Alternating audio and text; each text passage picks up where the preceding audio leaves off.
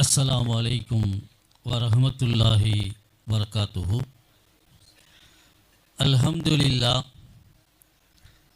अल्हम्दुलिल्लाहि रब्बिल आलमीन वस्सलातु वस्सलामु अला सय्यिदिल अन्बियाइ वल मुरसलीन व अला आलिहि व अस्हाबिहि रिज़वानुल्लाहि तआला अलैहिम अजमाइन। अम्मा बाद, फ़क़द क़ाल अल्लाहु तआला फ़िल क़ुरआनिल अज़ीम वल फ़ुरक़ानिल मजीद। अऊज़ु बिल्लाहि मिनश शैतानिर रजीम। बिस्मिल्लाहिर रहमानिर रहीम।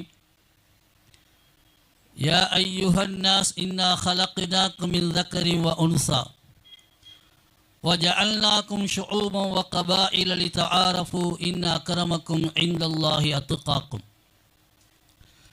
क़ाल नबियुना सल्लल्लाहु अलैहि वसल्लम ला फ़ज़्ल लिअरबिय्यिन अला अजमिय्यिन औ कमा क़ाल अलैहिस्सलातु वस्सलाम।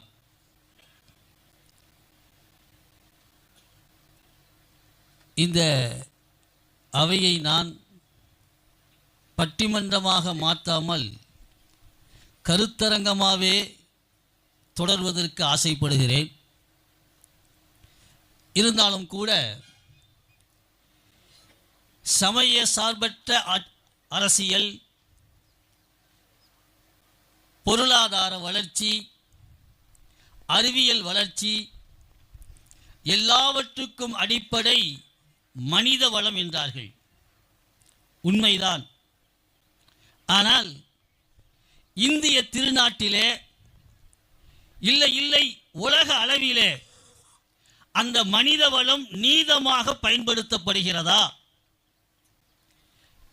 அதிலே சமூக நீதி இருக்கிறதா? இந்திய மக்களின் ஆற்றல்களை மதம் என்று பாராமல், உயர்ந்தவன் தாழ்ந்தவன் என்ற நோக்கிலே பார்க்காமல், வெள்ளையன் கருப்பன் என்ற நோக்கிலே பார்க்காமல் அவனுடைய திறமையை மட்டும் எடுத்துக்கொண்டால் இன்றைக்கு உலகத்திலே தலை சிறந்த வல்லரசாக இந்தியா வந்திருக்கும். நமக்கெல்லாம் தெரியும், அப்துல் கலாமை பற்றி பேசினார்கள். அப்துல் கலாமுடைய அறிவியல், குறிப்பாக அணுசக்தி, ராக்கெட் போன்ற அவருடைய திறமைகள் தான் இந்தியா பயன்படுத்தி கொண்டதே தவிர அவருடைய மருத்துவ துறை ஒன்று இருக்கிறது, அதை இந்தியா பயன்படுத்தவில்லை என்பது நான் சொன்னதல்ல. நீங்கள் சர்ச் செய்து பார்க்கலாம். அவர் ஓரங்கட்டுப்பட்டு விட்டார். என்ன காரணம்? அங்கே சமூக நீதி இல்லை என்பதுதான். நான் என் தலைப்புக்கு வருகிறேன். இன்றைக்கு உலகத்திலே உள்ள நாடுகளை இரண்டாக பிரிக்கலாம். ஒன்று வளர்ந்த நாடுகள், இன்னொன்று வளர்ச்சி அடையாத பின்தங்கிய நாடுகள். இந்த இரண்டு நாடுகளிலும் சனாதன கொள்கை இருக்கிறது. நீங்கள் யோசித்து பார்க்க வேண்டும். இந்திய அரசியலிலே, குறிப்பாக தமிழக அரசியலிலே பேசும் பொருளாக இருப்பது எது? பொருளாதாரமா, அறிவியலா, சமய சார்பற்ற அரசியலா? இல்லை. அத்தனை மேடைகளிலும் ஒலிக்கின்ற ஒரு வார்த்தை சமூக நீதி, சனாதன கொள்கையை தூக்கி எறிய வேண்டும் என்கின்ற அரசியல் நோக்கத்தோடு தான் இந்திய அரசியல் பயணிக்கிறது. கண்ணியமானவர்களே, உலமா பெருமக்களே, வளர்ச்சி அடைந்த நாடுகளிலும் சமூக நீதி இல்லை, சனாதானம் கொடிகட்டி பறக்கிறது. பின்தங்கிய நாடுகளிலும் சமூக நீதி இல்லை, சனாதானம் கொடிகட்டி பறக்கிறது. ஆனால் இரண்டுக்கும் என்ன வித்தியாசம் தெரியுமா? வளர்ச்சி அடைந்த நாடுகள் நிறத்தால், மொழியால், மதத்தால் அவர்கள் மனிதர்களை வேறுபடுத்துகிறார்கள் என்றால் அதற்கு அவங்க சொல்லக்கூடிய காரணம் என்ன தெரியுமா? டார்வின் தத்துவம், பரிணாம வளர்ச்சி. வெள்ளையன் சொல்கிறான் கருப்பனை பார்த்து, பரிணாம வளர்ச்சியிலே நாங்கள் முழுமை பெற்றுவிட்டோம், கருப்பினத்தவரே நீங்கள் முழுமை பெறவில்லை, எனவே நீங்கள் எங்களுக்கு கீழ்தான். வளர்ச்சி அடையாத பின்தங்கிய நாடுகள் சனாதன கொள்கையை சமூக தூக்கி பிடிக்கிறார்கள். அவர்கள் சொல்கின்ற காரணம் என்ன தெரியுமா? மூட நம்பிக்கையின் அடிப்படையில். அந்த மூட நம்பிக்கைக்கு கடவுளை துணைக்கு அழைக்கிறார்கள். தலையில் பிறந்தவன், தோளில் பிறந்தவன், காலில் பிறந்தவன் என்று வகைப்படுத்துகிறார்கள். கண்ணியமானவர்களே, உலகத்தில் எல்லா நாடுகளிலும் சமூக நீதியை நிலைநாட்டுவதற்கு, சனாதன கொள்கையை குளிதோண்டி புதைப்பதற்கு அறிஞர் பெருமக்கள் வந்தார்கள். ஆனால் வெற்றி பெற்றார்களா? வெற்றி பெற்றார்களா என்றால் தோல்வியைத்தான் கண்டார்கள். வெற்றி பெற்ற ஒரே மாவீரர் பெருமானார் ஸல்லல்லாஹு அலைஹி வஸல்லம். அமெரிக்காவுடைய அதிபராக இருந்த ஆபிரகாம் லிங்கன், அவன் ஏன் அரசியலுக்கு வந்தான் தெரியுங்களா? ஏன் அரசியலுக்கு வந்தான்? ஒரு நாள் தெருவழியாக செல்கிறான். கருப்பு நிற நீக்கிரோ அடிமைகளை கைகால் கட்டப்பட்டு சவுக்கால் அடிக்கப்படுகின்ற கோர காட்சியை பார்க்கிறான். இங்கே கருப்பு நிற அடிமைகளுக்கு விடுதலை வேண்டும், சமமாக நடத்தப்பட வேண்டும் என்ற நோக்கத்தில் தான் அரசியலுக்கு வருகிறான். அரசியலில் வந்து 1865 66 வருடங்களிலே தீர்மானம் நிறைவேற்றுகிறான். கருப்பின மக்கள் வெள்ளையின மக்களுக்கு சமமாக நடத்தப்பட வேண்டும் என்ற அரசியல் சாசன சட்டத்தை மாற்றி அமைக்கிறான். விளைவு என்ன தெரியுமா? அவன் பாராளுமன்றத்துக்குள் வருகின்ற பொழுதே ஒரு உறுப்பினர் சொன்னார், அதிபரே, உங்கள் காலில் நான் அணிந்திருக்கும் செருப்பு இருக்கிறதே, உங்கள் தந்தை தைத்து கொடுத்த அந்த காலணி தான் என் பாதங்களை அலங்கரிக்கிறது. நான் நக்கலா சொன்னான். காரணம், ஆபிரகாம் லிங்கனுடைய தந்தை செருப்பு தைக்கும் தொழிலாளி. நீ செருப்பு தைக்கும் தொழிலாளி, உன் தந்தையின் தொழிலை விட்டுவிட்டு ஏன் அரசியலுக்கு வந்தாய்? நக்கலாக கேட்டான், கிண்டலாக கேட்டான். அப்பொழுது அவர் சொன்னார், தம்பி, நீ சொன்ன வார்த்தையில் என் தந்தையின் தொழிலில் நியாயம் இருக்கிறது. அற்புதமாக தைத்து கொடுத்திருக்கிறார். பீந்து விட்டால் சொல்லி அனுப்பு, நான் தைத்து தருகிறேன். நான் ஒரு செருப்பு தைக்கும் தொழிலாளியின் மகனாக இருந்தாலும் எனக்கு ஆட்சி அதிகாரத்தை நடத்த தெரியும். இருந்துச்சா இல்லையா? விளைவு என்ன? விளைவு என்ன? ஒரு திரைப்படம் நாடகம் பார்த்து கொண்டிருக்கிறான். அந்த நேரத்தில் ஜார்ஜ் வில்ஸ் பூத் என்கின்ற ஒரு கயவனால் சுட்டு வீழ்த்தப்படுகிறான், கொல்லப்படுகிறான். சமூக நீதிக்கு குரல் கொடுத்தான், ஏற்றத்தாழ்வு கூடாது என்றான், அரசியல் சட்டத்தை மாற்றி அமைத்தான், தோற்று போனான். ஆனால் அவனுக்கு இந்த நாடு ஒரு நன்றி கடன் பட்டது. என்ன தெரியுமா? விளம்பர கடிகாரங்களை பார்க்கிறோம். விளம்பர கடிகாரங்களிலே எல்லா கடிகாரங்களிலும் 10 என்று இருக்கும், 10 என்று இருக்கும். ஏன் தெரியுமா? அவன் சுட்டுக் கொல்லப்பட்ட நேரம் 10 அல்லது சுட்டுக் கொல்லப்பட்ட நேரத்திலே அவன் அணிந்திருந்த வாட்சிருக்கிற கடிகாரம், அதனுடைய கடிகாரம் 10 நின்று விட்டது. நினைத்து பார்க்கிறோம். தொட்டு போனான். ஆனால் நபிகள் நாயகம் ஸல்லல்லாஹு அலைஹி வஸல்லம் வெற்றி பெற்றார்கள். இந்த வெற்றி எப்படி சாத்தியமானது? ஏன் அவன் தோற்று போனான்? என்ன தெரியுமா? ஒரு நுட்பமான விஷயம்தான். உலகத்தில் சமூக நீதியை நிலைநாட்டுவதற்கு, சனாதன கொள்கையை புலிதோண்டி புதைப்பதற்கு முற்பட்டவர்கள் எல்லாம் அந்த பிரச்சனையை ஒரு மனிதனுக்கும் இன்னொரு மனிதனுக்கும் பிரச்சனையாக பார்த்தார்கள். ஒரு மனிதனுக்கும் இன்னொரு மனிதனுக்கும் பிரச்சனையாக பார்த்தார்கள். ஆனால் அல்லாஹ்வின் தூதர் ஸல்லல்லாஹு அலைஹி வஸல்லம் அதை மனிதனுக்கும் மனிதனுக்குமான பிரச்சனையாக பார்க்கவில்லை. மாறாக மனிதனுக்கும் இறைவனுக்குமான பிரச்சனையாக பார்த்தார். மனிதனுக்கும் இறைவனுக்குமான பிரச்சனை எப்படி தெரியுமா? ஹதீஸ் வருகிறது, உலமாக்கள் நிறைந்திருக்கின்றீர்கள். அந்த ஹதீஸ் ஒரு வகையிலே லஈஃப் என்று சொல்லப்பட்டாலும் அதை நாம் சட்டம் எடுக்கலை, விளங்குவதற்காக சொல்கிறேன். உம்மு சல்மா ரலியல்லாஹு அன்ஹாவுடைய வீட்டிலே பெருமானார் இருக்கிறார்கள். ஸல்லல்லாஹு அலைஹி வஸல்லம் உம்மு சல்மா ரலியல்லாஹு அன்ஹாவுடைய அடிமை வசீஃபா, அடிமை பெண்ணை அழைக்கிறார்கள். நீண்ட நேரமாக அந்த பெண் வரவில்லை.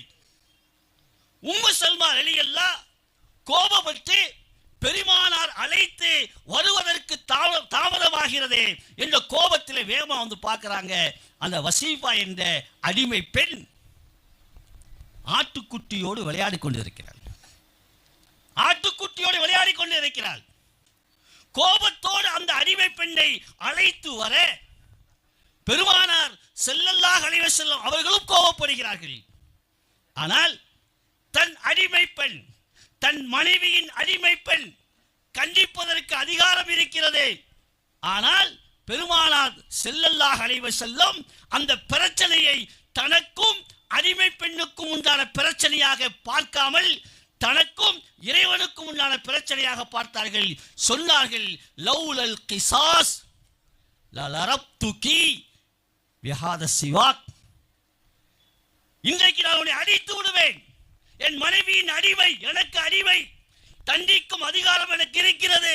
ஆனால் அதற்கு நாளைக்கு அல்லாஹ்விடத்திலே நான் பதில் சொல்லியாக வேண்டும். அதற்கு கிசாஸ் நான் கொடுத்தாக வேண்டும். அந்த பயம் எனக்கு இருக்கிறது.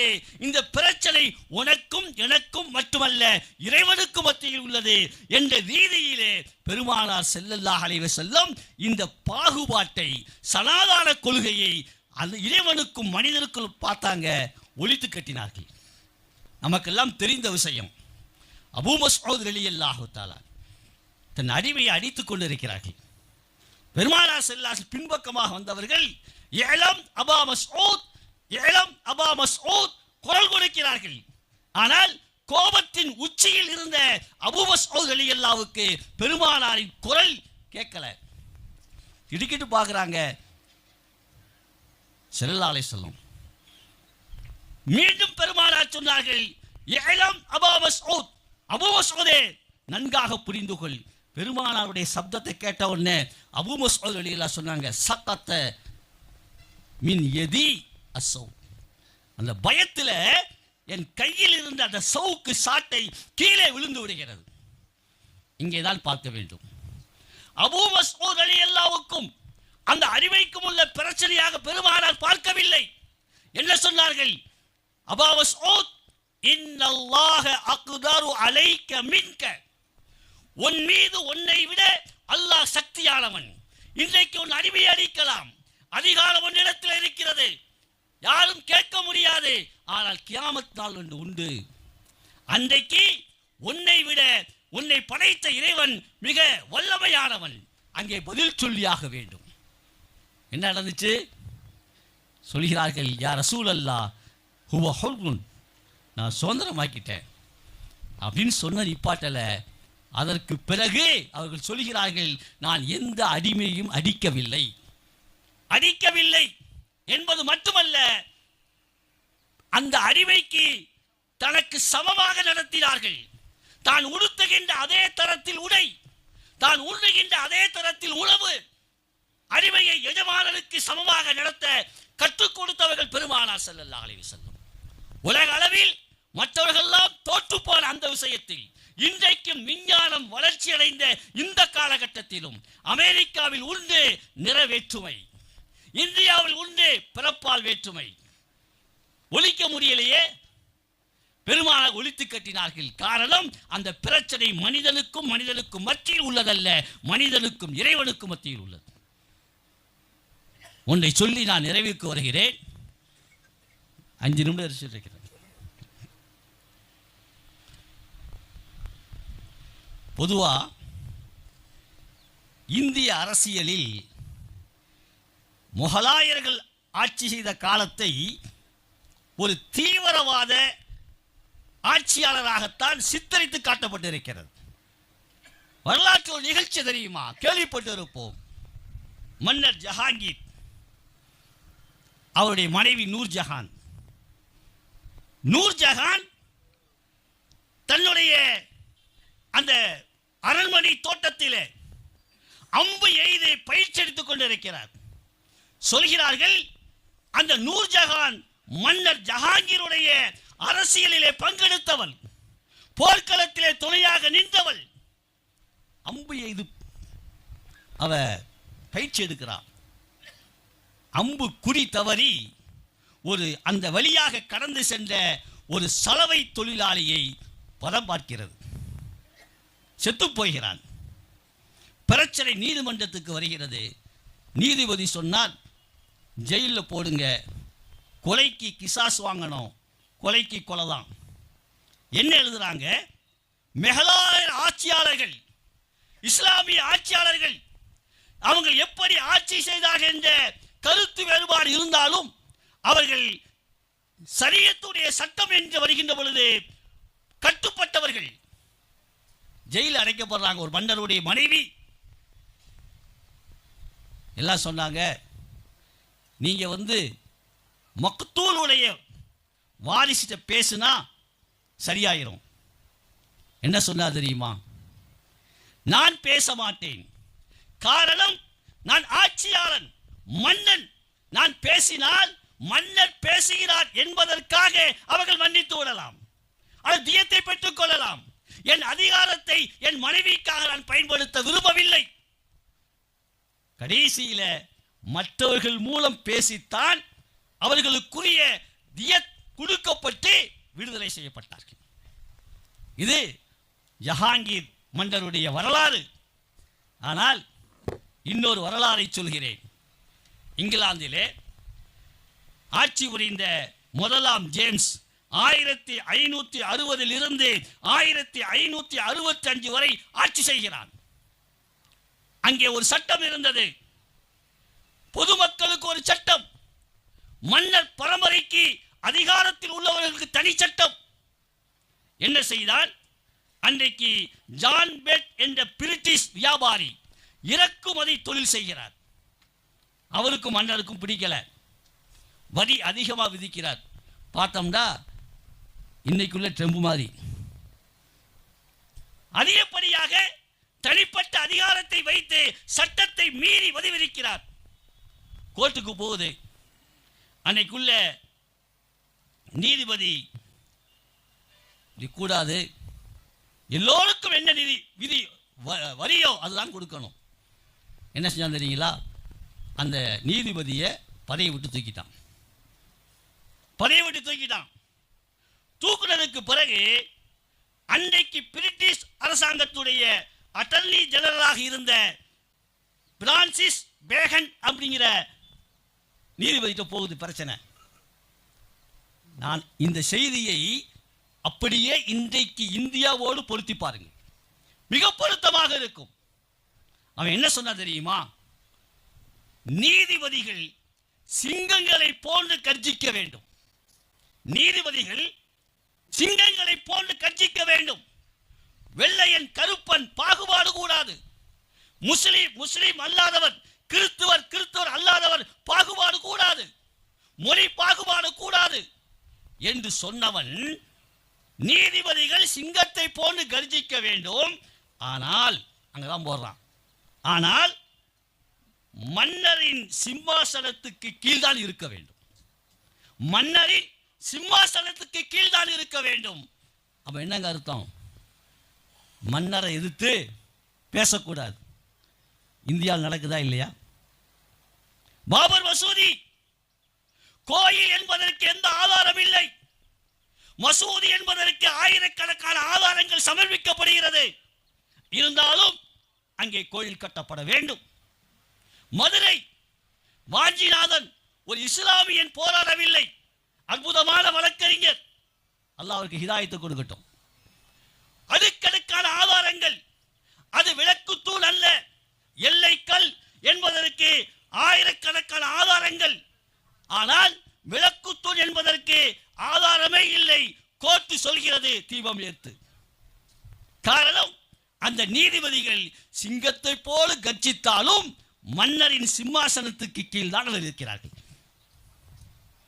விளைவு என்ன? உன்னை புரிந்து கொள்ள வேண்டும். நிறைவுக்கு வருகிறேன். சொன்னாங்க அப்துல் கலாம், பாராட்டுறோம். இந்த சனாதன கொள்கை, பிறப்பால் உயர்ந்தவன் தாழ்ந்தவன், உயர்ந்தவனுக்கு மட்டுமே பதவி, உயர்ந்தவனுக்கு மட்டுமே கல்வி, உயர்ந்தவனுக்கு மட்டுமே வேலை வாய்ப்பு, உயர்ந்தவனுக்கு மட்டுமே சலுகைகள். இது ஒண்ணு வேணாங்க. தமிழக அரசு இன்றைக்கு பழைய ஓய்வூதிய திட்டத்தை கொடுத்துருக்கு இல்லைங்களா? அதை தடுத்தது யாரு? நிப்பாட்டது யாரு? 2000 காரணம் என்ன? விவாதத்தில் பார்க்கிறோம். அவர்கள் சொன்ன காரணம் நிதி பற்றாக்குறை, நிதி பற்றாக்குறை. ஆனால் விவாதத்திலே ஒருவர் ஆழமான ஒரு கருத்தை வைத்தார்.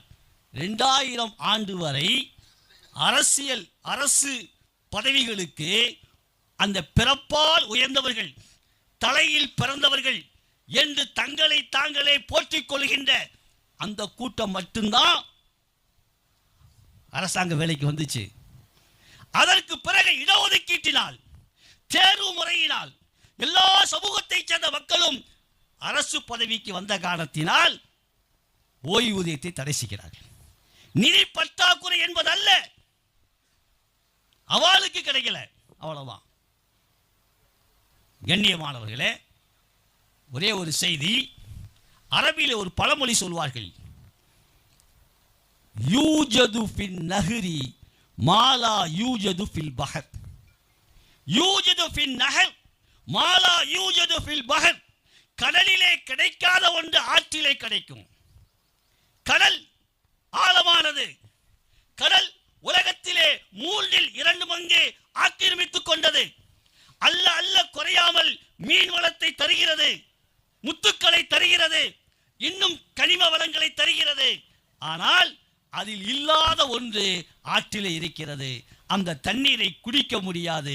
ஆற்று தண்ணீர் சுவையாக இருக்கும், குடிக்கலாம். அதன் மண்ணை நாம் என்ன செய்ய முடியாது? வீடு கட்ட பயன்படுத்த முடியாது.